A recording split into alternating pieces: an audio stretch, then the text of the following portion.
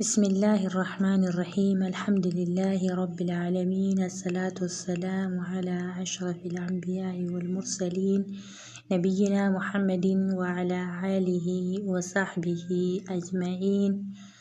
أما بعد، السلام عليكم ورحمة الله وبركاته.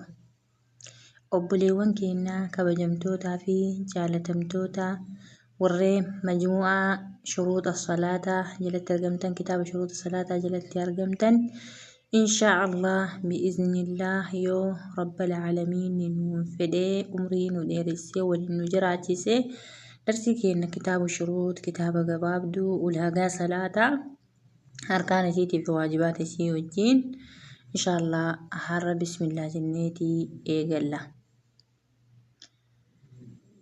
شروط الصلاة وأركانها وواجباتها.